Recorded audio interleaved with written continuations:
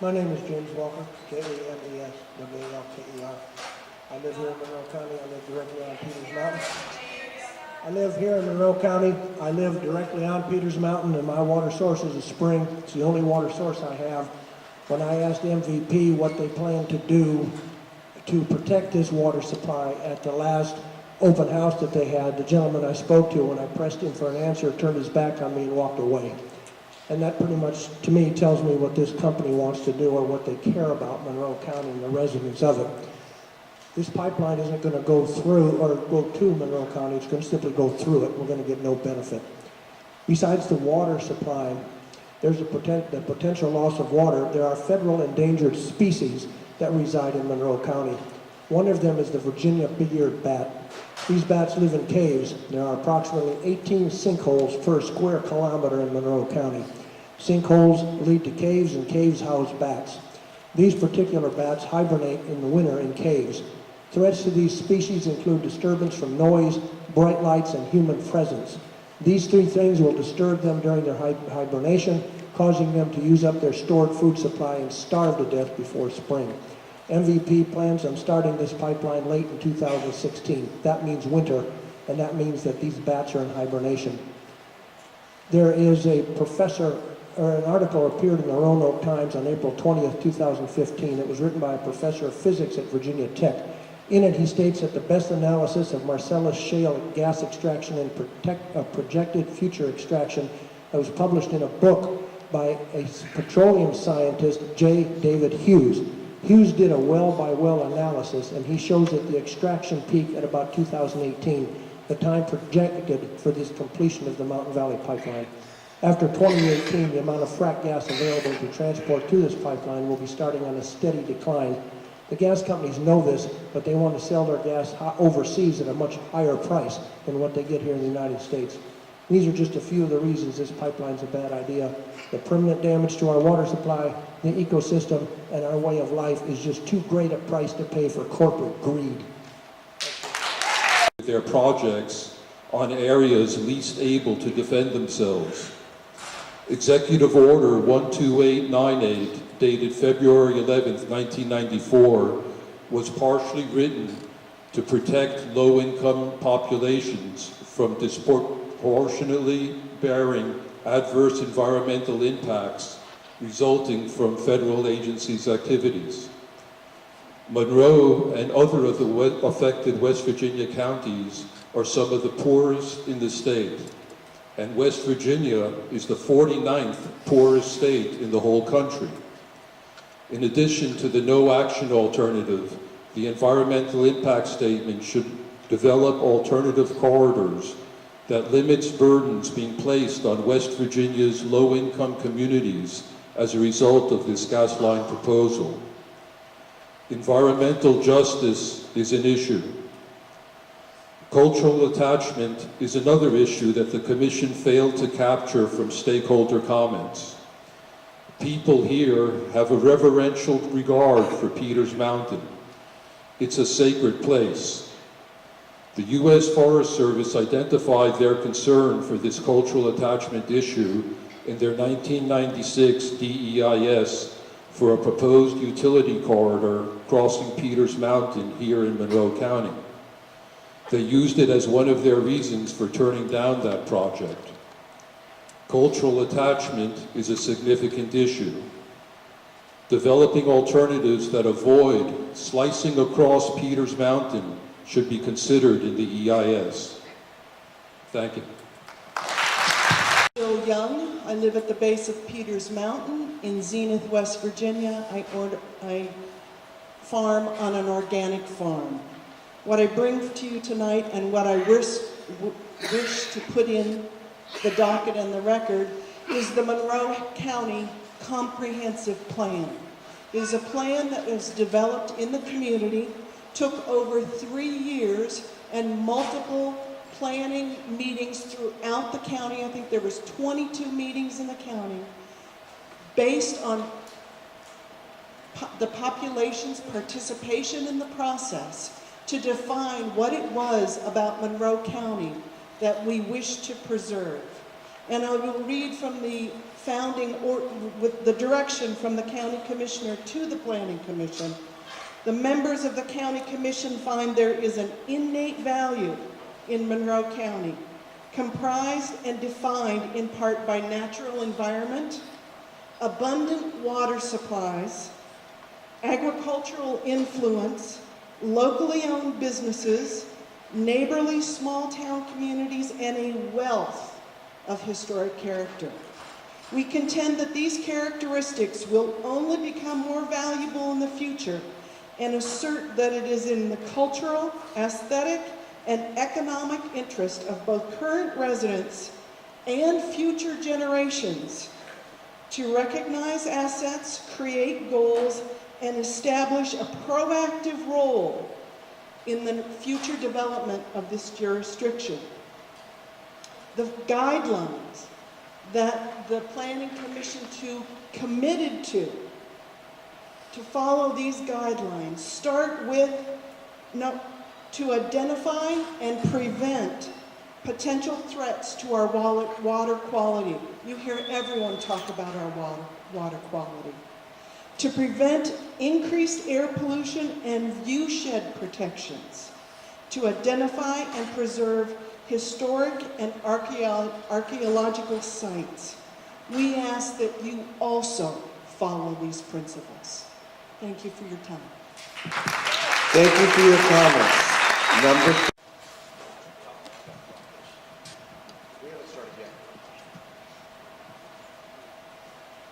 My name is Jerry Pitzer, and I'm board. Back a little closer. My name is Jerry Pitzer, a board member of the Red Sulphur Public Service District in Peterstown, West Virginia. That's Jerypitzer. I want to address a term referred to as cause and effect, which we use in our quality assurance program for problem solving. Before I did, I wanted to do a little background. Okay, I said I want to address a term referred to as cause and effect, which we use in our quality assurance program for problem solving. Before I do, I want to introduce a report that was prepared in October of 2005 by the West Virginia Rural Water Association concerning the Peters Mountain Springs in Monroe County and the groundwater protection plan. It says in summary, Peters Mountain is the primary source of water supply for Red Sulphur PSD, Town of Union, Gap Mills PSD, the Trout Lodge, and Sweet Springs Valley Water Bottling Company, and serves over 6,000 persons, or nearly half the county's population. These public water systems obtain approximately 90% of their drinking water from springs on Peters Mountain. They went on to describe the terrain as an underlying geology of strong folds and faults in the bedrock, and a section of the Appalachian Plateau is dominated by karst topography, where caverns and sinkholes have been dissolved in the limestone layers of the bedrock. There are generally two types of springs on Peters Mountain. The larger of these springs are near the base of the mountain. Much of their recharge occurs at sinkholes and swells. The size of recharge areas is hundreds to thousands of acres and may be estimated at approximately 1 acre for every gallon per minute of a spring's flow. They recommend to protect the source water, there should be a focus on strategies for managing land use on Peters Mountain, which may include timbering, agriculture, and housing development. Now, the RSPSD has in place a watershed protection plan, but unfortunately, it does not extend west into the state of Virginia. Within 2,000 feet of our protected watershed in Virginia, there has been a clear cutting of timber, ground preparation for new gravel. Last year, there was a massive construction project to install an 8-inch gas line across Peters Mountain, and sinkholes were backfilled. Each of these projects no doubt caused a major disturbance to this sensitive geology. Ironically, the RSPSD has witnessed very extreme shifts in the turbidity levels. So far this year, we're testing at 120% higher than the worst prior year, which incidentally was 2012 when clear cutting began. Some might say the heavy spring snow melt along with increased seasonal rainfall contributed to this condition. And I might feel compelled to agree if it were not that two spring runoffs intersect near the treatment plant. Samples were taken from each. The one from the west where the construction area is tested above 52 NTUs, which is very cloudy, and the one from the east tested at around 8 NTUs, much more normal. So this situation leaves me with more questions than answers. Could the cause be related to one or both ground disturbance projects? Jerry, thank you for your comments. Are you going to be at the meeting with FERC staff this week? I sure will be. Then we'll discuss it at length then. Thank you. Appreciate You're it. welcome. Thank you. Hello, my name is Michael Lively, that's Lively. I'm the mayor of Peterstown, West Virginia, which is the little tiny town you passed through when you came in from the Virginia side of 219. As often with small towns, when any type of project comes to our attention, one of the first things that we have to look at is the potential for economic development and how it's going to help us, and how economic development can help the citizens of our town. When this came through, it didn't take us very long to realize that the economic development potential was pretty much non-existent, but the potential for devastation is very, very large. I also have another job, not just a mayor, but I'm the CEO of a company that employs 24 people. So I know how to play the corporate profit game, and I know how important it is. But what I see happening here is you have big corporations that want to pave a golden pipeline to riches on the backs of the fine people that are behind me tonight, and at a dangerously close position to the water supply of the people of my town. We draw our water from the spring waters of Peters Mountain. It serves 4,000 people, and on behalf of the town of Peterstown, I want to go on record as letting you know that in December 2014, we unanimously passed a resolution in opposition to this.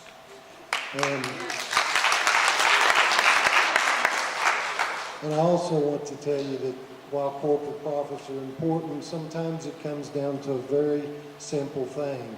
Either you do the right thing or you do the wrong thing.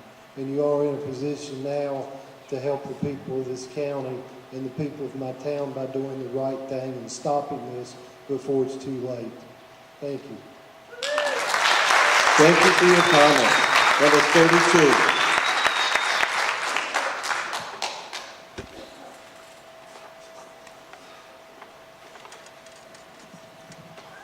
Hi, my name is Howdy Henritz. It's Howdy-Henritz.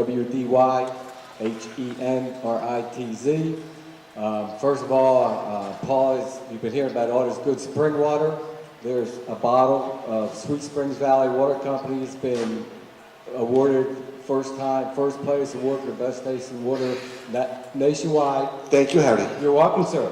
I have a couple concerns. One of them is some of us hiked part of the proposed pipeline in Greenville last week, and I was really astounded by the narrowness of some of the ridges that MVP has staked out as a center line for the proposed route.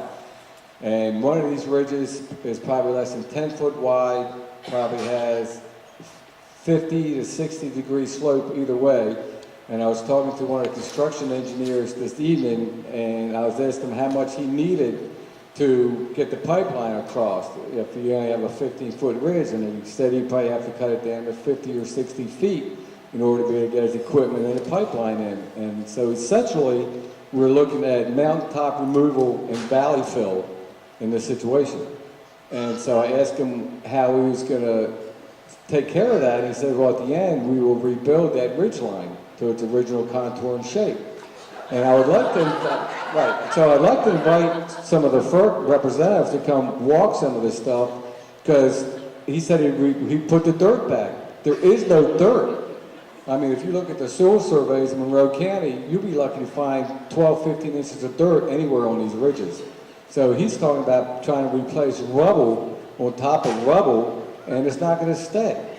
My second concern is I would like to ask FERC to extend the scoping period for the people on the alternate 110 in Monroe and Craig counties, because the original grout people got like 113 days from the last Mountain Valley Pipeline meeting to scoping was announced. The people on alternate 110 had 29 days. And to be fair to them, I think you should extend their chance to respond and do research. And I know you guys are capable of extending timelines, because I did a Freedom of Information Act, and it was supposed to do back to me May 1st, and I got a letter yesterday saying that you've granted yourself an extension of at least 15 days. So it seems like you are capable of able to extend a pipeline, so I would like you to, extend your comment periods and stuff. So I think the people on 110 deserve extra time than just the 29 days that they had since the last open house. So thank you for your time and appreciate the good water that everybody's talking about. And I hope you say no. Thank you for your comment. Number 34, I'm sorry, number 30. Chasnoff, Chasnoff. I'm a longtime resident of Monroe County, and I live on Peters Mountain with a big, bold, beautiful spring that is threatened by the MVP construction, if it should occur. There are hundreds of private citizens volunteering and dedicating countless hours to the struggle to stop MVP from being built. A lot of that effort is focused in a very constructive way. Citizens are bringing to the FERC's attention detailed information about the geological and hydrological features that make MVP such an ill-conceived, poorly planned, potentially disastrous project. The amount of time and energy going into this effort is unprecedented, and the wealth of significant information about the harm to the public that will result from the construction of MVP, if it is allowed to be built, warrants an unprecedented response from the FERC with respect to staff hours, days, weeks, and months that will be necessary to digest and evaluate the flood of pertinent information that the FERC will receive during this scoping period. I call upon the FERC to prepare to be amazed at the richness of the landscapes that MVP proposes to traverse, amazed at the density of these beautiful features in the rugged, mountainous landscape and the rich, fertile valleys and hills that make up this vulnerable karst region of Virginia and West Virginia. The FERC must do what it takes to verify, to map, to study, and to evaluate the information that the public will be submitting. The size and the scope of the job ahead will be gigantic, but it's the responsibility of our government to understand and to respond to the enormity of the potential calamity that MVP represents for this region.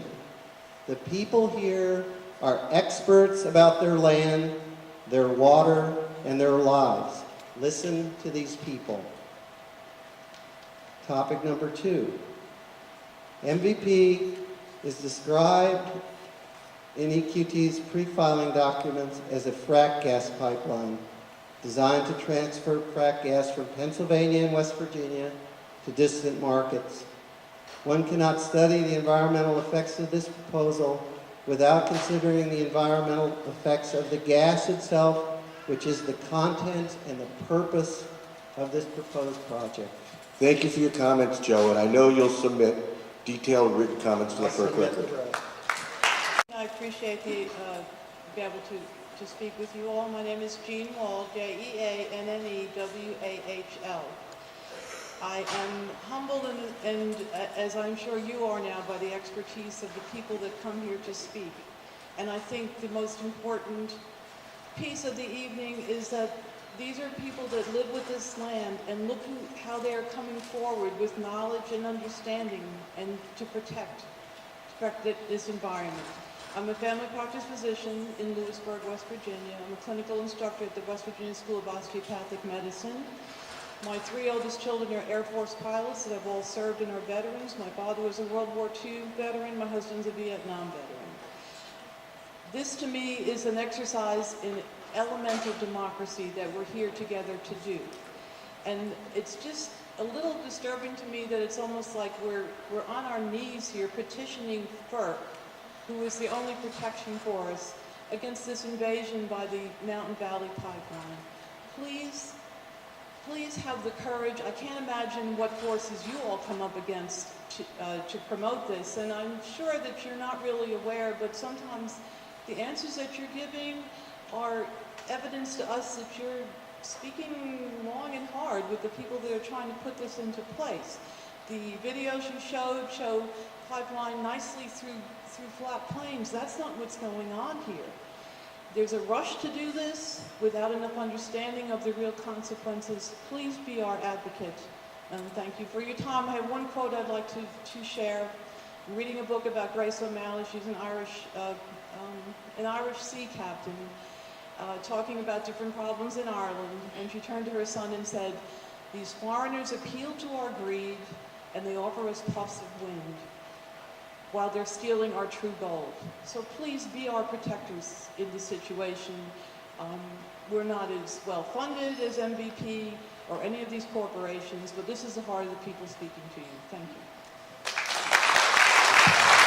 To allow the public to express their views. Number 36. Hi, my name is Autumn Leah Bryson, Leahbryson. I'm an environmental scientist. I got my master's degree from West Virginia University, and I'm also a board member of the Greenbrier River Watershed Association and a resident of Greenbrier County. There are numerous pipelines and associated facilities proposed for this region. One crossing the headwaters of the Greenbrier and one crossing the lower Greenbrier. In reviewing this project, consider the cumulative impacts of the pipeline on the region's natural resources for the lifespan of pipeline, including what happens when the pipeline is decommissioned. Please evaluate a no-action alternative and consider using existing pipelines and rights-of-way. Evaluate the effects of construction on erosion and sedimentation and the probability of landslides on steeper slopes. Topsoil is rich in nutrients and vital for carbon storage and plant growth. Evaluate how the construction will contribute to the loss of topsoil and how to mitigate this impact. Local surface water will be needed for the hydrostatic testing. Evaluate where they plan to get the water for the pressure test and whether they will conduct a basin transfer or return the water to the original watershed from which it was taken. Evaluate the methods used to cross streams and rivers and how to mitigate or minimize the impacts from pipeline crossings. The proposed pipeline route will cross native trout streams. How will the construction of the pipeline avoid or minimize impacts to these fisheries that are important to the local ecology and economy? Estimate the acreage of interior forests that will be fragmented and how will the resulting spread of invasive species be controlled? This region is rich in Native American artifacts, including projectile points, burial sites, rock shelters. How will the pipeline impact these resources and what efforts will be taken to avoid disturbing these culturally significant areas? Organic agriculture is an important aspect of this region's economy. How will the pipeline affect the organic certification of nearby farms? There will also be impacts to the aesthetic value of this area. Evaluate how those impacts will affect areas dependent on the aesthetic value for recreation and tourism. Please perform a cost-benefit analysis to evaluate both the economic benefits and costs from the proposed pipeline. Include the amount of tax revenue generated from the pipeline compared to the pipeline construction's burden on the local infrastructure, and the decreased revenue from the drop in property values in close proximity to the pipeline. This property will contribute a significant amount of greenhouse gas emissions. Please conduct a complete emissions inventory and how the emissions will impact the health of nearby residents. Evaluate the cumulative impacts on forest fragmentation and impacts to the region's resiliency to climate change. To what degree will the pipeline construction result in increased natural gas development in the area? And evaluate the spacing of emergency shutoff valves. Thank you so much for your comments. And if you have additional things that you would like to tell the firm. My name is Bob Liebman. That's B-O-B-L-I-E-B as in Bob, M-A-N. I live in Monroe County, and I'm very concerned about what's happening here.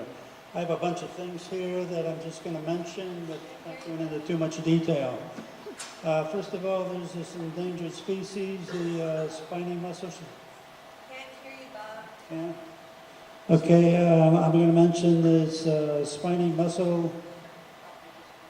Okay.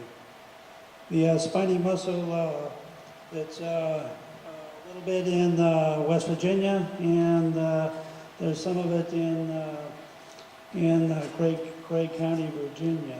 It used to be all the way to the Atlantic Ocean, and now there's just this little bit left over. The proposed pipeline is near the fire tower. Up on Peters Mountain, the fire tower is the second best place to do bird watching. People come from all over the eastern U.S. and at the fire tower they take pictures and count the birds as they go north and south. And there's what they see, there's some bald eagles, and there's some golden eagles. The golden eagle is protected by the endangered species, and the bald eagle is protected by the government, having just come off the endangered list. The West Virginia DNR, when they study things, they study the entire watershed area that these animals are in, and hopefully that will be done.